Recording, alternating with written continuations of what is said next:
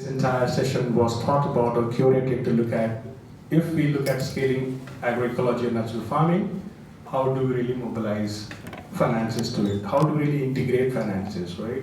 How do we break the silos of these finances, donor-driven finance, to public finance, to private sector finance, to supply chain-based finance? These are all currently in silos, right? How do we break these silos and integrate it at the landscape levels? Because if you're looking at a transformation, we cannot keep on working in silos, right? So that's the context of this, and probably I will kick off this session inviting Min to really even start talking about and breaking this myth about why agroecology, why landscape, what is this landscape all about, and maybe briefly describe about the interesting work that you're doing as CAT.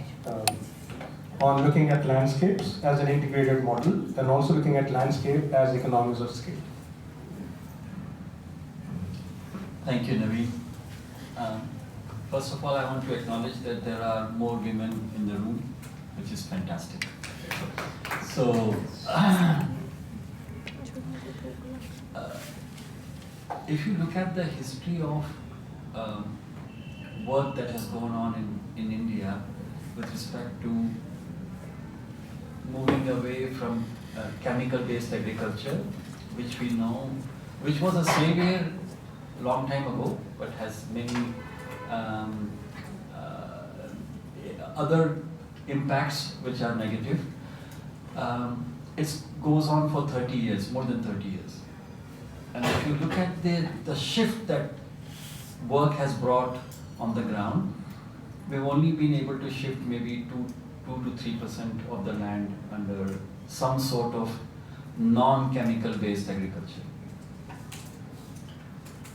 And if you look at the challenges that we face from an environmental point of view, climate change, water stress, biodiversity loss, if you look at the current trends on the ground in terms of farmer incomes, farmer aspirations, interest of youth in getting into agriculture, these challenges combined together pose a very complex precipice which can degenerate our food systems very quickly. And the project-based approach, which has definitely helped us to create very interesting success stories in various domains, be it seed systems, be it bio-inputs, be it on-farm innovations through local knowledge, tremendous amount of work has been done. Now, unless we tie all of this together in a place to demonstrate how all of this will change or impact all the challenges I just talked about, we will not see the difference. The approach of doing piecemeal work has not resulted in large-scale shifts to address those problems. So the Consortium for Agroecological Transformations was imagined over 2 years ago, basically to see how we can bring all the actors together. First of all, funders don't talk to civil society organizations as equals. Civil society organizations don't like to work with markets. Yeah. And then we have consultants, researchers, think tanks who sometimes are working in ivory towers. Unless we bring all of these actors together in a place-based approach, we will not be able to see large-scale change, which is what is needed right now. So CAT is essentially trying to do that. And we are harvesting on all the work that has been done before, which lays a very good foundation in terms of social infrastructure, in terms of all these innovations on seed systems, on-farm innovations and so on, and to see how that can be translated into large-scale change to address the environmental challenges that I just talked about, and also make it interesting for the younger generation, aspirational through technology, through value addition initiatives, through more and more enterprises at a local level. I'll pause here. Thanks, Min, for setting the stage really right in terms of why do we really talk about landscape. And I think the articulation that you very well made was, it's not just about integrating the different pieces of interventions into one fora or a platform, but also looking at integration and breaking off silos of different mindsets also. And then comes the resources. So thanks for building the context. I'll come back to you in the next round. But let me quickly, the way we should look at this session now is to look at what are the different sort of financing options for us. And then towards the end, we'll try to sort of integrate it at the landscape levels. With this in the context, let me go to Seema. As part of WRI, you have also been doing a lot of interesting work around landscapes, right? There are quite a few very interesting work that WRI has done around the payment of ecosystem services, right? There has been a lot of historically economic studies done, but there are also now opportunities to convert that into some sort of currency that can provide additional incentives to the farmers to make the shift, right? You have also worked a lot on repurposing of a lot of public funds for the purpose of agriculture. Maybe you can, if you can just share a bit of your experience on your landscape-based approaches, some bits of opportunities of converting PS into some sort of a currency for incentives, and also how do you really look at repurposing agenda? It has been in debate and discussion since quite some time now. So how do you really approach that? Maybe some insights from you.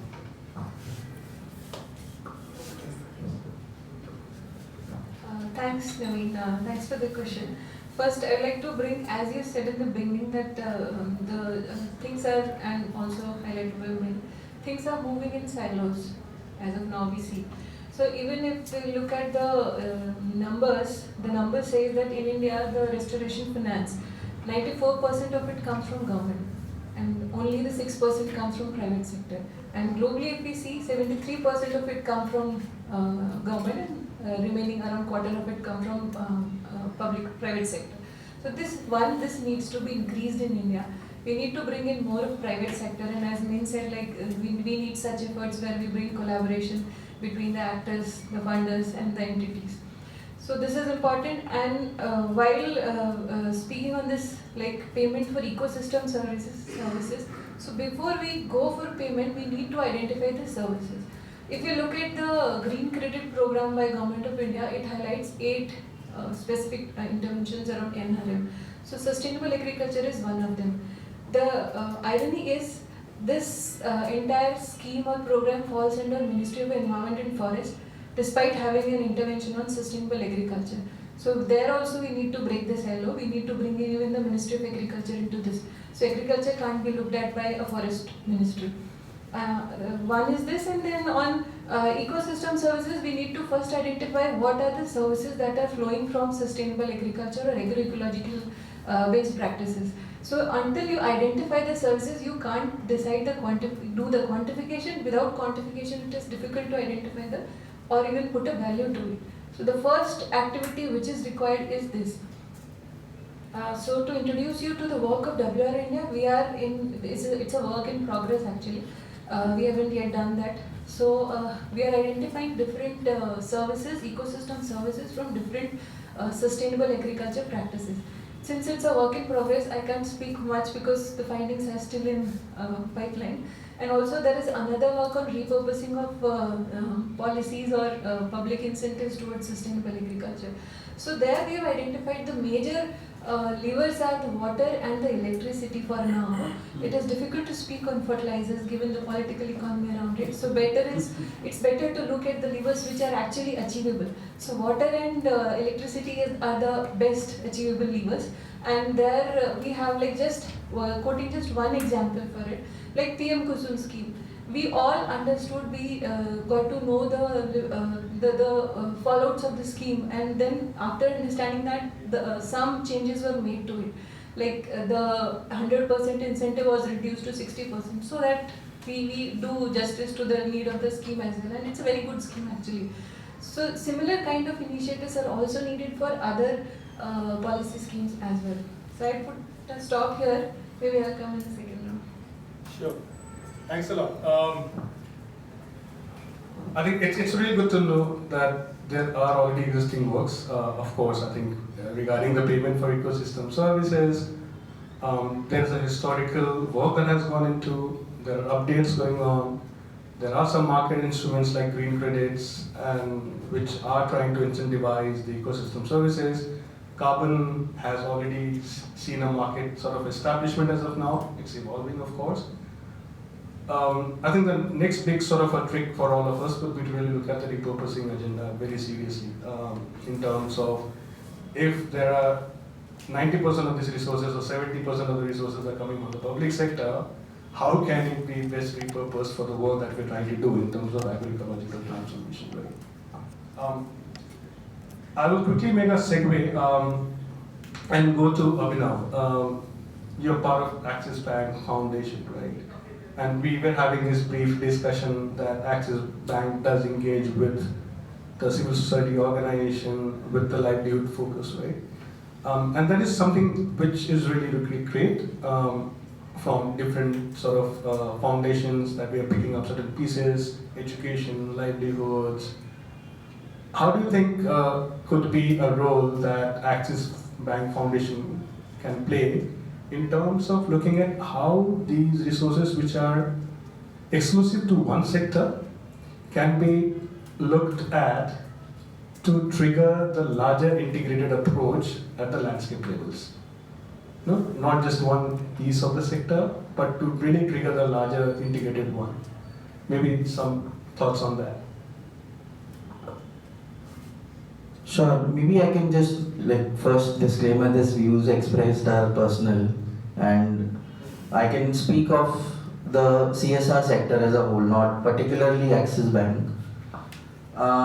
I think, and this was also raised if you attended the last session, Veena from Well Labs raised a point that there is a need for CSR and philanthropy to invest in landscape conveners.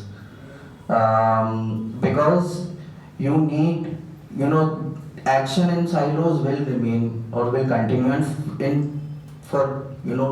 in some cases it might be good as well, because departments also kind of hold on to what is to the letter and spirit of the work that is supposed to be done.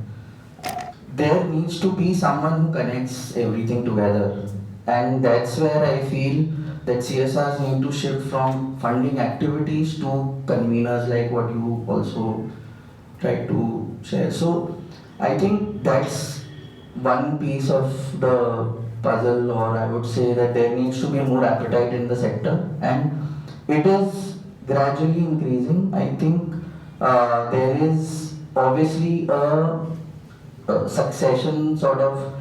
So initially you will see that the foreign grants that come to us are more sort of on those lines.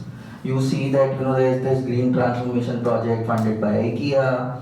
There are some other similar initiatives you're getting foreign funding. So now there is some precedent in the country for CSR to be able to take these examples and start creating a case within their own systems, because ultimately we are answerable to the board. All CSRs have CSR committees and all that. So I think once we have these examples developing, emerging, getting stronger, having stronger narratives, I think there will be slowly appetite in the space to support landscape conveners. The question is that landscape conveners, neutral landscape conveners need to emerge more urgently. I think we should, the urgency with which we need to act on developing landscape conveners cannot be, it's the need of the hour. And yeah, I think that's what I will say for now, and maybe, I hope that answered the question. I'll come back for some more clarifications on that. But I think let me just get started with rounds of inputs. I would pick one of the threads that Abhinav you talked about, and I would rather want to shake the things up a bit. We talked about the CSR funds, right? And CSR funds currently being more activity oriented. I think we need to move from CSR to more mainstream supply chain based financing as well. And I think that's where I would want to invite Shailesh to maybe take us through some of your experiences, some of your thoughts on how to really rope in the supply chain investments from the private sector. Why are we only looking at the small piecemeal activity oriented CSR basis, right?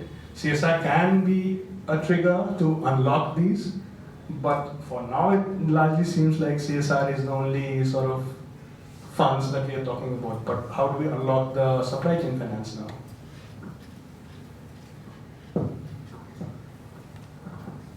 Yeah, I think before answering that question, I'll take a couple of steps back, and I think what we are discussing is that how do we finance agroecological transition, whether it is a landscape, whether it is any other area. Now, the crux of the matter, and which basically happens in all the system transformation, is that the value system has to change. Right? We were talking in the other room also before this. If value systems do not change, what we are addressing is only the symptomatic, things. And this is what currently, and ecology is not part of the decision making anywhere at present. Be it farmer, be it private sector, be it anyone. There may be some certain instances. So that's one thing which I want to set aside. That this is what the reality is, right? So ecology is not central to decision making.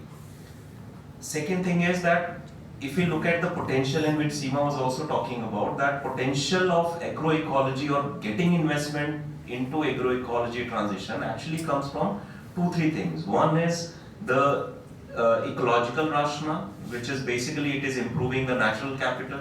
It is also creating a kind of carbon pool which can be monetized. There is a possibility of that. The second is, of course, the economic aspect of it, which is basically the reduced cost for farmers and maybe the supply chain. And the third hook, which comes from the supply chain stability. It does provide over a long period of time because there are climatic variables which will basically reduce the yield in a longer term. The move towards agroecology provides a bulwark against that. And that's where the private sector may also be interested in this, because they want stable supply chains, they want stable output, they want to stabilize their own procurement. So these are basically the hooks which we need to understand before getting into the financing. So the thought is that we talked about different stakeholders at a landscape level or in an area who are involved in the agriculture or food system. Now, every stakeholder has their own interest. Why they are working, for what purpose they are working, their interests sometimes may clash, sometimes they may align. So that is the base of that.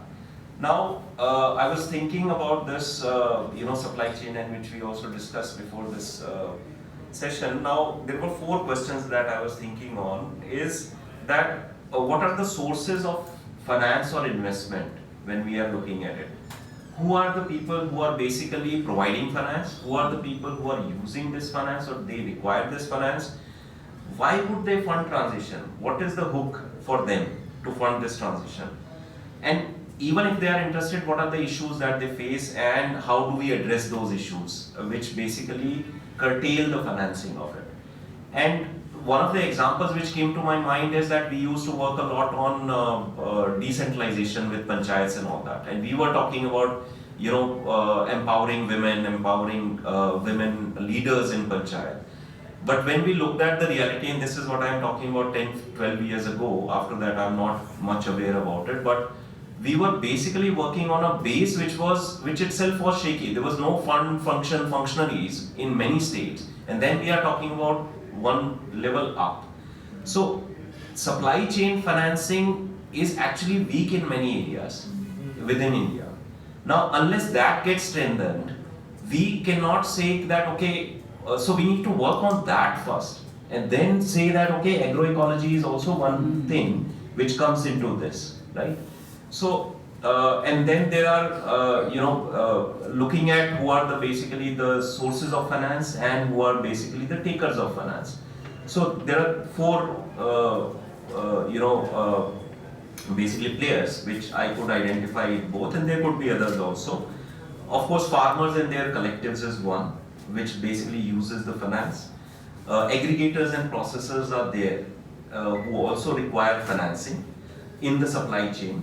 Third is the input providers, and in agroecology we are also talking about, in the other workshop we were also talking about the bio input suppliers and all that, who are just starting up. They are kind of a startup who require a different kind of capital. The capital has to be structured differently for them.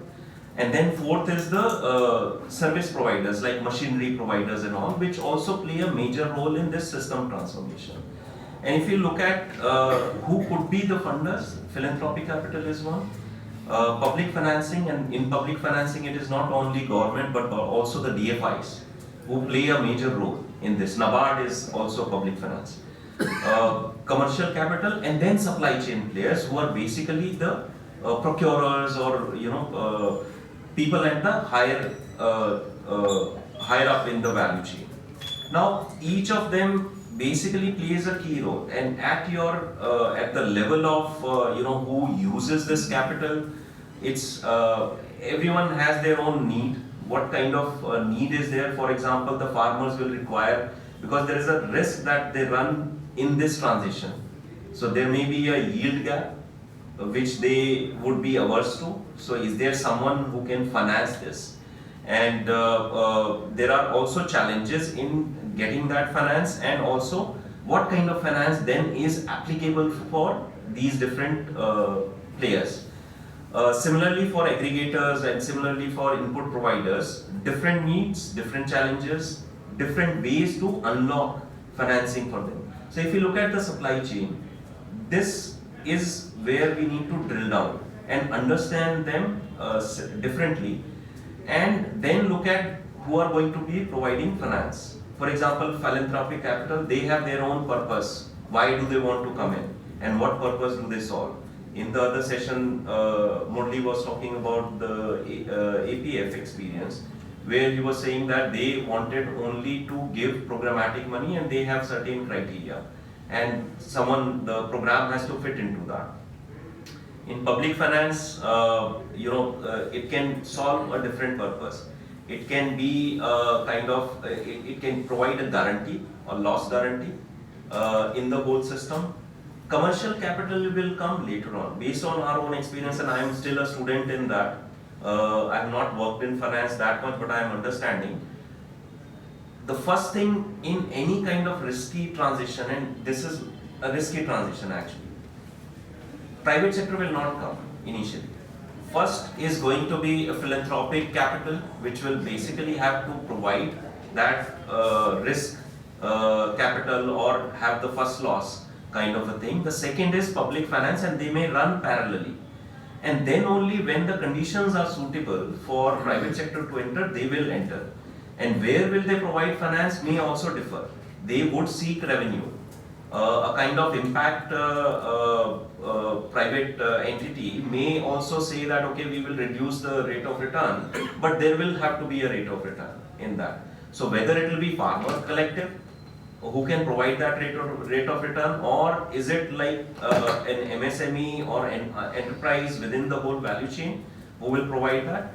So that we will have to identify that how do we connect all of this. So which means that there has to be a blended finance vehicle for this supply chain financing for agroecological transition. And finally, I think the anchor role which will have to be played, and I was basically doing some research on how do we basically kickstart this kind of supply chain financing. There needs to be a big buyer. Yeah. Once that commitment is there, I think the finance will flow, because then there is no price volatility, there is no procurement or supply issue for the farmer. And then I was rethinking that, if you look at the Punjab example, everything is running primarily because there is PDS. Yes. There is a single point, government is saying that we will procure, and the price is also fixed, everyone knows. and the whole system is operating, and that system is not shifting and will not shift, primarily because this is very well ingrained. There is a prime buyer. The moment PDS goes away, I think the system will crumble. So that is what I think is the central thing to any system transformation. So we need that buyer, actually. Thank you. Thank you. Can I add an example to, sorry. So, very rightly said, like for example, I think there is, to get the private sector in, there is a need to have compelling narratives.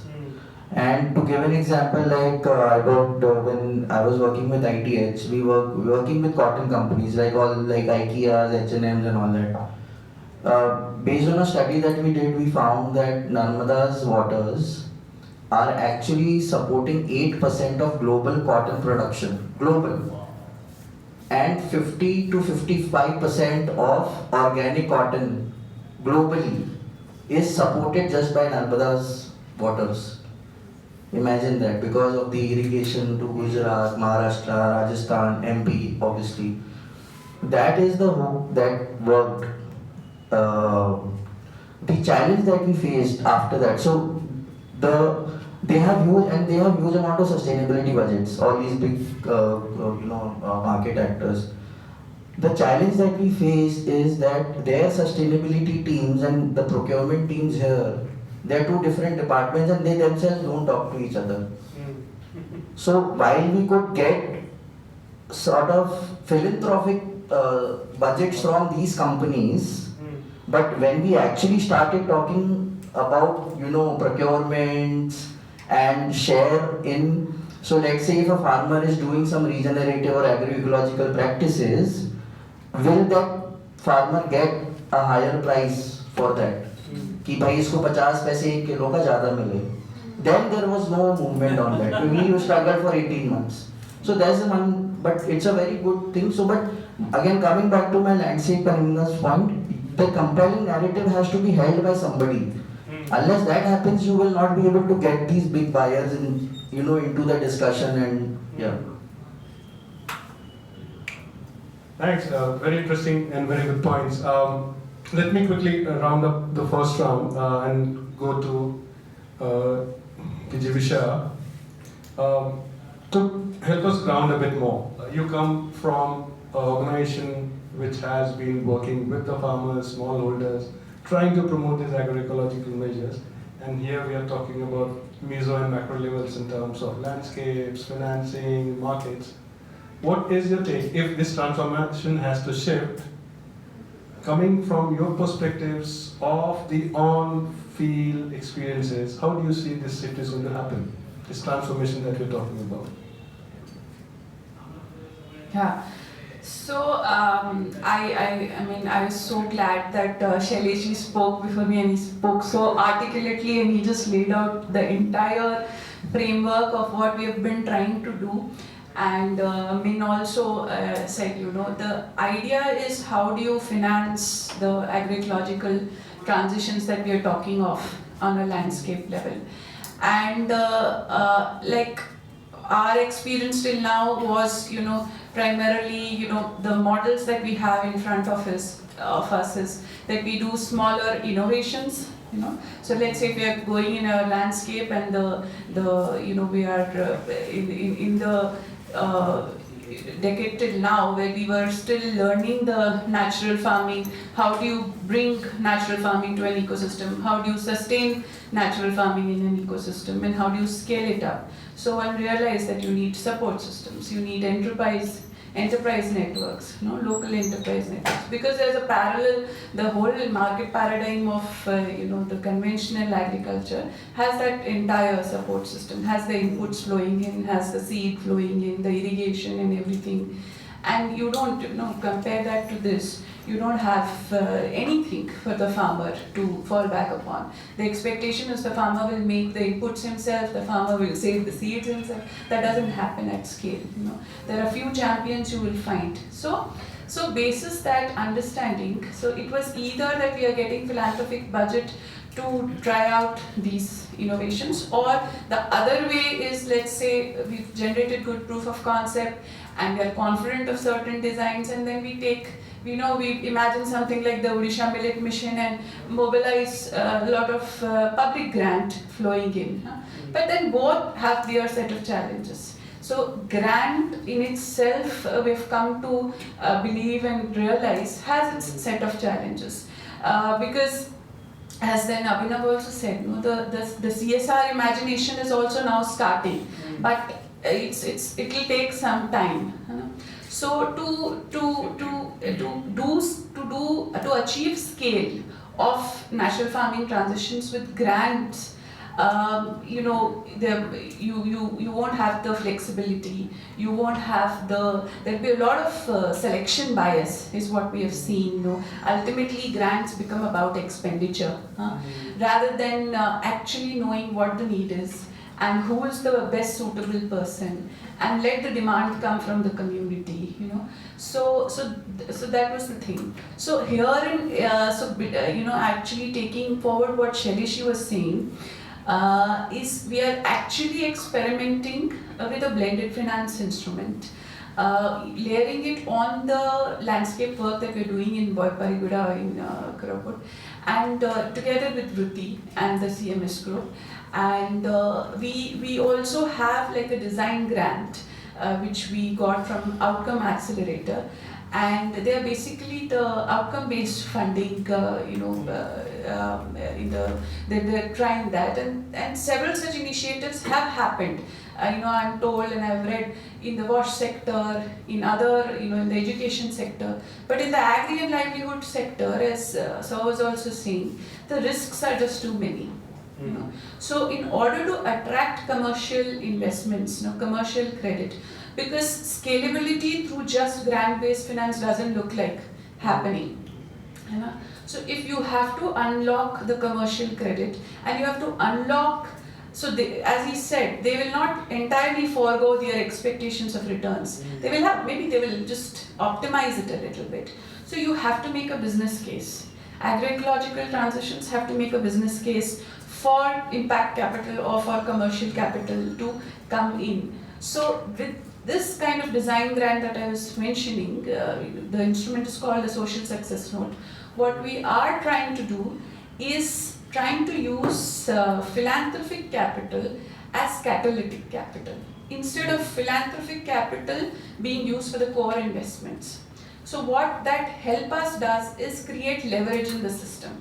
As Sir was rightly mentioning, that you can actually attract commercial capital, at least in the first few iterations, up until the bankers and everyone, really gain confidence in agroecological investments, that they will, despite the risks and everything, the risk profiles will become clearer, the underwriting mechanisms will become clearer, and then it can be mainstreamed also. That's the future. But as of now, we need we need grant-based mechanisms to catalyze, to unlock the commercial, credit or debt instruments or whatever.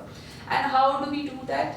Probably as a first loss risk, guarantee, a pari passu guarantee or whatever, some kind of a guarantee mechanism, so that the banker or the financial institution who is taking the risk and coming forward is somewhat assured of Second thing you need is a very strong institutional mechanism, because the moment you go into into credit or into debt-based instruments, what is the platform? Ultimately, you need that social base, the social rapport in the landscape, on which you can actually, whether it's the SHG platform or it's the FPOs or what is that on which you can actually channelize commercial capital for financing agroecological investments, etc. And the third thing is the outcome-based approach to things. So another lot, globally, there's a lot of talk about outcome-based or output-based. Sometimes we say outcome-based and like, okay, 3 years, 5 years, who's going to wait? So it's maybe just output-based that they are actually talking about, and eventually outcome-based. So carbon financing needs to be tweaked, to do that. And one of the things we realized is public grants, they are very much amenable to become outcome-based funds. Because if you go and work, look at the schemes and look at how the guidelines are, lot of the public grants are actually milestone-based. And that is one of the challenges that the administrations face, because there's no upfront capital available to the farmer, because theirs is somewhat outcome-based. So can we actually look at that and bring that in our instrument? So that's what we are doing. And just to add one more thing, that see the investments that we are anticipating in a landscape for this agroecological transitions, the lens to look at them, supply chain financing is one lens. The other lens could probably be, using the natural resources better to improve one's livelihoods. For example, we work on this concept called water collectives. So water collectives, basically in rain-fed areas, how do you incentivize, how do you actually invest in farmers to improve their cropping intensity? How do they actually take 2 crops, 3 crops in a year, unless the water management is not taken care of? So if it's a groundwater landscape vis-a-vis a surface water landscape, can they come together? So it's socio-technical. Okay, you have the solar based, you have the gravity based, you have the borewell collectivization, the technical solutions are available. The social angle of it, the collectivization, the norms, everything is there. What we need to layer on it is then pitch it as something which has a revenue, which has a business case, which will attract cash flows, and then probably pitch it to financial institutions, and all said and done, I think there are only, you can count on your fingertips the financial institutions that will take the risk of first line of credit. There's probably a NABARD, not Vindap Kisan, just NABARD, okay, who can consider. There's FWWB who we are working with, who have this philosophy of extending first line of credit. So all these challenges are there. Yeah. Okay. Thanks a lot. And it's always great to sort of have really this insights and ideas. I think quite a few of these are also new for me when I've been interacting with most of you in the past as well. But I'll take a step ahead now that we have really good ideas, thoughts, how to really make it happen. We talked about a lot of these diversified financing options, right? From supply chain to public to even NRM-based, community-led financing models, philanthropies, CSRs. All of these options are there. If you can share a bit about your work as CAT and how do you really make it happen now? That's where we are stuck, right? Ideas are there, lessons are there, but it's not coming together. How do you bring it together? So, the most important thing is to bring a systems-based thinking for enabling economic activities that enable the financing of this transformation.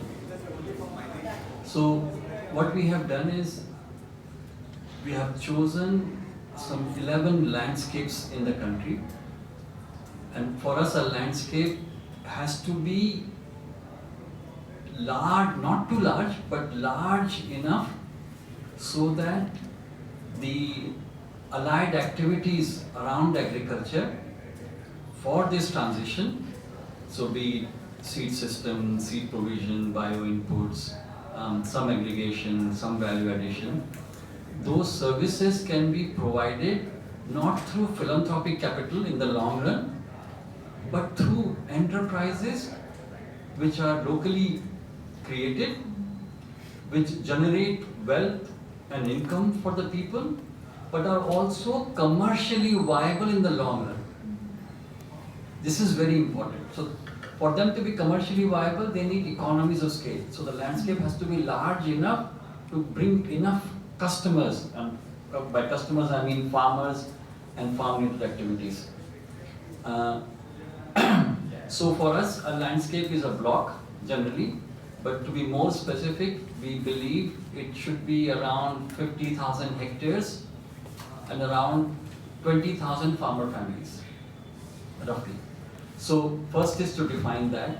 Second is to bring all the innovations that have happened across the country over the last few decades for this transition.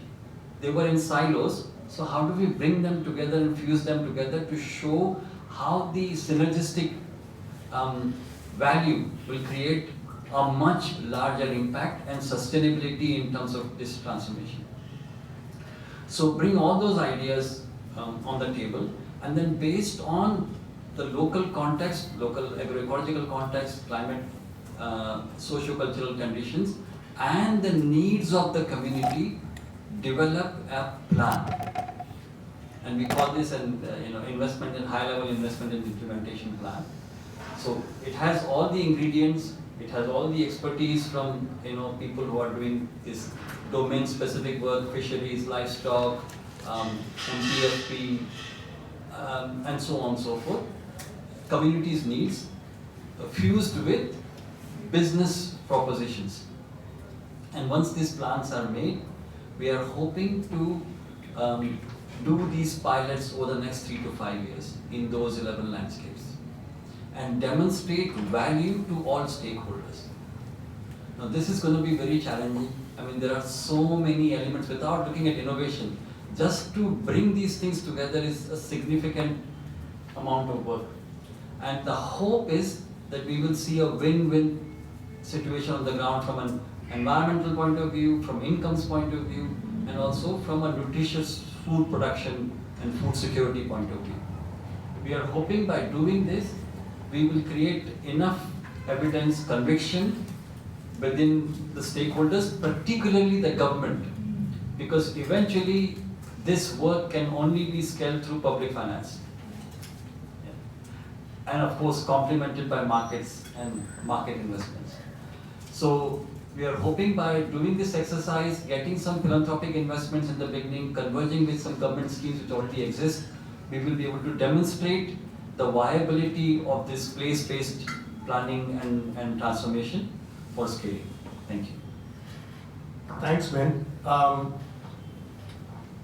What I have also experienced, and I'll go to Abhinav in a while, is in the last few years, it has been more of a financing myopia, and many of the donor organizations are really pushing for a topical thematic networks.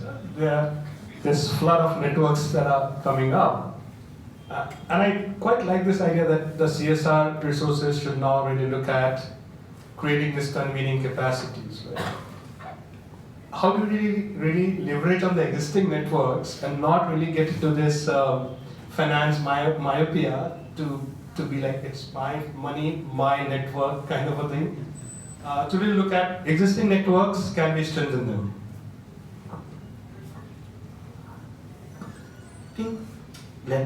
I think that CSR is supporting existing networks only. I don't think they've created new, have they?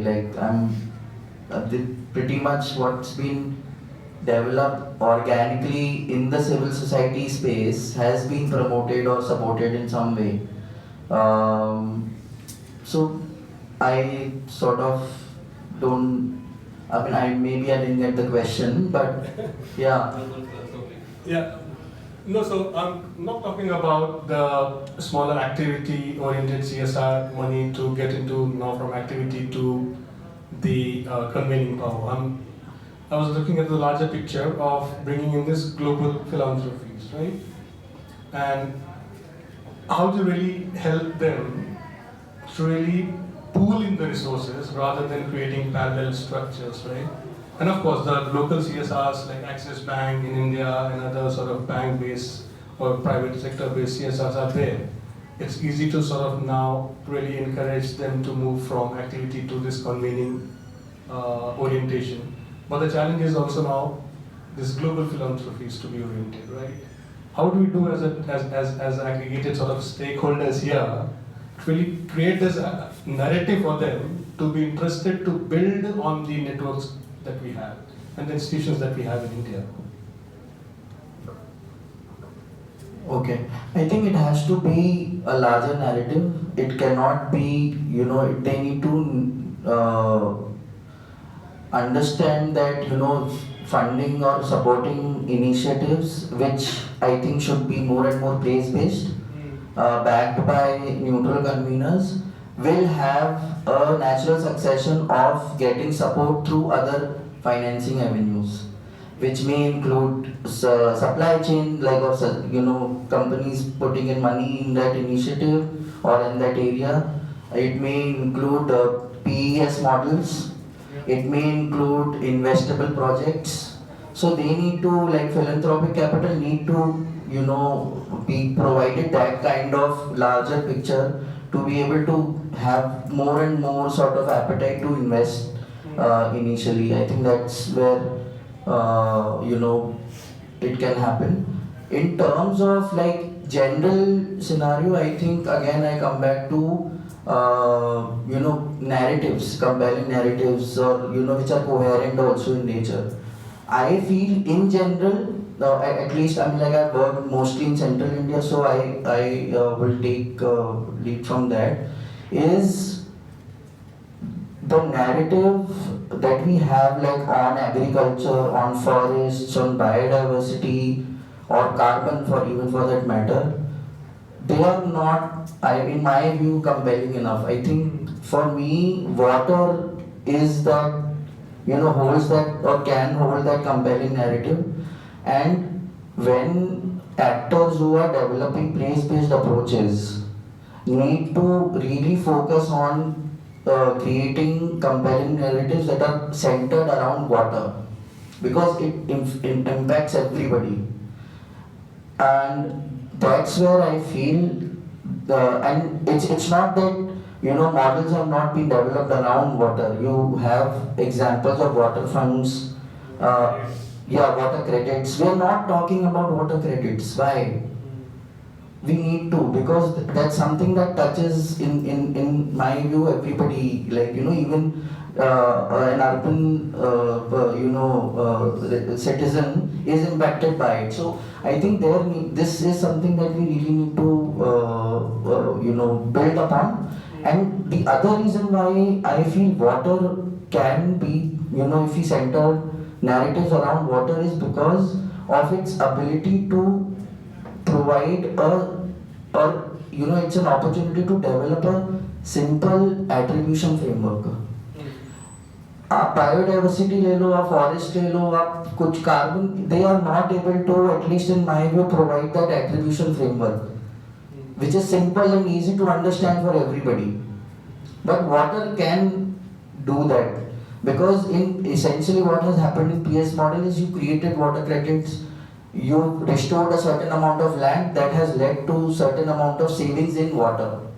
If we create that commonality, I think that is where more and more alignment or this narrative building can be done. So yeah, thanks. Thanks a lot. I just wanted to share this few experiences around building on what Abhinav just mentioned.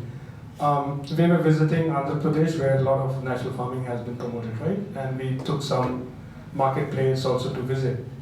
So our sales pitch was largely this: because of natural farming, it is organic, it is sustainable produce. But interestingly, there was a newfound narrative that while you are promoting natural farming, you're working on institutions, gender, health. This narrative is totally missing for the consumers. And now there is an effort now we are trying to make in terms of create this narrative around natural farming. It's not just about sustainability of produce or organic nature of the produce, but a larger story, right?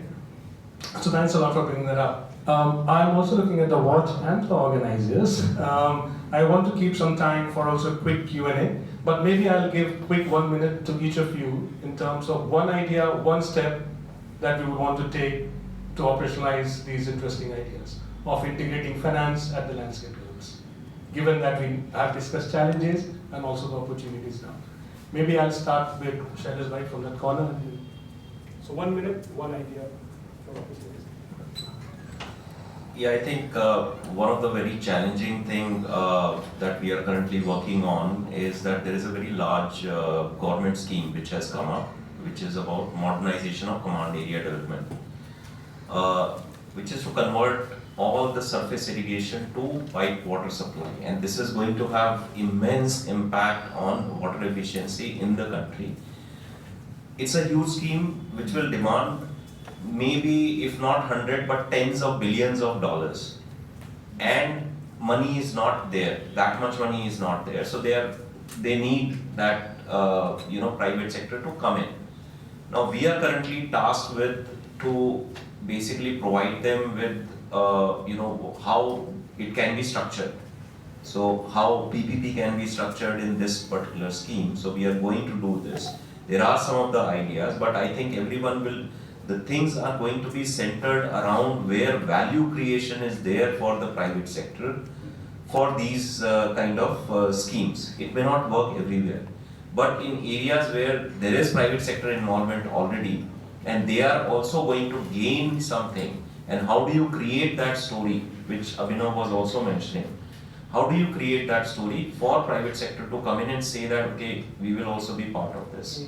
And I think this will work. Yeah, just to add a point to what Sailesh is saying, while forming these narratives, we need to be little careful as well. I'll just cite one example from our work in Chhindwara.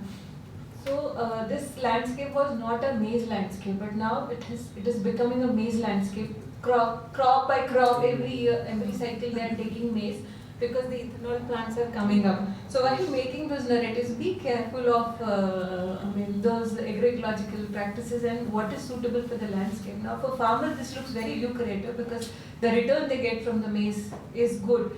But is it going to be a sustainable or long-term positive change? That needs to be looked at while framing those narratives. And also, while looking at water credits, if we can also look at biodiversity credits, these days all the new frameworks which are being revised also looking at biodiversity. So when you speak about sustainability, it is also the biodiversity which should also be looked at. The pollination is getting impacted. We have seen the result in Himachal where you are facing loss of apples because pollinators was missing. Pollinators were missing. So if just to avoid that risk in the landscape where these problems haven't arisen yet, we can be a little careful while planning on this. Yeah, I think being in the donor space, one thing that I will start doing more intentionally is that to bring about this shift in thinking, not just in the organization where I am, but also elsewhere because it's something that needs urgent attention and urgent support. And while there are certain impediments which are primarily like the CSR law is also it doesn't enable this kind of support or approaches that can be lasting or can be embedded in the system. I think that's something that at least there are ways to do it, not in but there needs to be that sensitivity and that understanding to be able to do or support these kind of place-based approaches or supporting conveners. I think that's something I do more intentionally as something a little bit more. So yeah, that's something. Yeah, and just to clarify, I think the the narrative building. What I was trying to say is that water can be the center of, because it connects or aligns with people who are also not interested in the land. I mean, they are constituents of the landscape, but they are not interested in farming. They are not interested in biodiversity. So the narrative can be centered around it. Yes, of course, there is interconnectedness. If we say landscape, there is that interconnectedness by default, or it's a. I mean, we were also talking about creating this health narrative also. I mean, there can be various. Yeah. So, so basically, what I would like to imagine or the way forward is that all these different types of investments that we are talking about, we're talking about the input service providers, we're talking about core farm-based investments, we're talking about investment in water management, and on biodiversity. So how do we make it more palatable to the different stakeholders? What are the tools to do that? So let's say a philanthropist will be interested in the social and ecological outcomes. So we pitch that. A bank or a financial institution would want to ensure the returns, maybe whatever, adjusted returns or whatever. So before that, they would want to see that modeling. How are you imagining this investment to flow in and the cash flows to come out, and more evidence generated on the risk profiles of all these investments. Yeah. Similarly, what is the government expecting? If we are talking about taking it to scale, then we need to understand their perspective also. So making this whole narrative, I think it's pretty much what Abhinav was also saying, compelling narrative, and then making it palatable, making it attractive to all the stakeholders, getting that common language. Yeah. So I think the theme is emerging from the panel here. What I would like to see is more awareness within the domestic philanthropy and CSR about this idea that came up from Abhinav, which is supporting place-based independent conveners for landscape level transformation. So how do we build their appetite, create more awareness? If that can happen, because international funding can only go so far, we all know that. If the domestic funding steps up, particularly CSR, which is the largest pool of philanthropic money in the country, that would be a game changer. Thank you. Thanks, Ben. A quick look at the organizers, since negotiations are here. We started 12 minutes late, so do we have that margin to continue? Okay, so with this, I'll quickly open up the questions from the house. If you want to ask any questions to the panel here, please feel free to so now.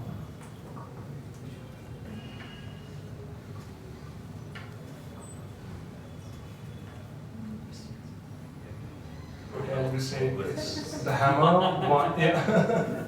Okay, let me go there. Yeah. Yeah, I'm Sanjeev from Indian Gramin Services. Thanks for the insights, everyone. So, there are several initiatives already happening around the landscapes, both at the practice and also the instruments evolving every year and every time. So, what would be the mechanism to institutionalize all the resources and knowledge and also the funds? So, is there any mechanism? Any of you may just respond me. Maybe we can collect the other question as well. Then it comes to the panel. Hello, I'm Nivedita from Talk 3020. I wanted to ask about you had mentioned that CSR funding is a very small fraction of all the money going into landscapes. So what are the kind of government funds available? Who is accessing them? Is it civil society? Is it directly the farmers? Is it local governments? And just to shed some more light upon the government funding available. So I think both the questions are pretty interrelated, right? Maybe it was more so about, based on your experience, have you seen this integration of finance working? Yeah? Go ahead, please. On government funding, so there are schemes. One, just this green credit program. The individual can also access benefit, and also the organizations as well. And there are schemes like RKVY where they call for projects. So in entities, the entities which are working on the ground can also apply for it and initiate the work. Then there are schemes like Atal Bamboo Samriddhi Yojana, where individual farmer can do the work on ground and then go and apply for the. Even that is also not very easy. You first have to invest and then go and apply for the benefits. So the models are actually very different. And on local government, I think that comes from the budget part itself. They usually don't go the route we take or individual take. That comes from the budgetary provisions. So these are the different models they try out. We missed out discussing repurposing. Which one? Yeah. Yeah. Yeah, so maybe you can Seema to talk about I mean, just to give context, like if we combine the total PM Samman Nidhi, that's around 40 billion US dollars or 4 lakh crores of Indian rupees. So, and that's a no strings attached money that has been provided to farmers. I mean, strings in the sense, yeah, like they may be political, but I'm talking of repurposing. So it would have been nice to discuss those aspects as well, because that's the largest chunk that's sitting right there. I mean, we're not even getting into agriculture subsidies. That's a different ball game. Like but yeah, it's something that really needs a lot of work, and I think WRI is working on. Yeah, as I said, this is actually a work in progress. Yeah. We have just finished a technical working group where we brainstormed on different agriculture policies and the incentive provisions which could be reallocated or repurposed, but still, as it's a work in pipeline, I would still not spill much beans on it. No, I mean, like, can we imagine these 40 million, let's say, to be sort of, जैसे अभी एक माँ की बगिया is a program that's been going, it's been really kind of taken up, especially through SRLM. So every SHG, members, they've been provided support to plant, fruit plants on their homestead. So can we, let's say, imagine the 40 billion, PM Samman with some sort of some similar condition that, you getting this 6,000 rupees, you put up 10 plants on your farmland. Maybe like this. Can we imagine these subsidies aligned to certain good agroecological practices? I think, thanks for bringing up. I think this will deserve a panel on its own in terms of repurposing. But just to sort of give you some ideas, like it's a global sort of a topic now. Bilaterals, multilaterals are looking at globally how to repurpose the public resources. There are some sort of really good examples which has happened in India where the engineering, even bigger than PM Samman program, has been leveraged for agroecology, natural farming kind of things, right? Even the PM Pranam now, at least in Maharashtra that I know of, it has been now directly being also transferred to the farmers. So there are some of these initiatives that are happening, but I think there's a lot of scope, more to be done, in an integrated manner. As a task of the moderator, I have also been asked to give a quick summary, but I think as I'll wear two hats. One as the organization that I represent, which is GIZ. As GIZ, we are committed as part of our Indo-German agreement that we will collectively, India and Germany will promote agroecology in India for the purpose of sustainable food systems in India. So that's where our commitment is, but we also know that we are only honest facilitators, honest sort of effort makers to bring different stakeholders together to see how we can really look at the landscape approach. I can also invite all the partners here across the table and behind the table. There are some of these really interesting landscape-based approaches which are evolving now. One, of course, everyone would be aware of is NABARD's initiative on Jiva, which is looking at a small sort of a landscape where they are putting their own resources, but there is a lot of scope there to really use it as a nucleus and then bring in additional like-minded resources and partners to expand the scale. CAT is also working on some of these landscapes, and we're really happy to see how different kind of interests, different kind of resources are pooled at this landscape to make it really a scalable model.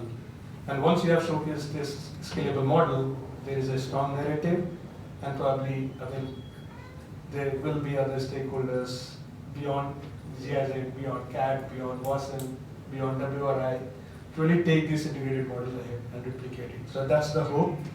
And with this, I would like to call this session to an end, if that is okay with everyone. And thanks a lot for this panel of experts for being here. And thanks for the interesting audience, being patient and listening to this landscape-based financing. Thanks a lot.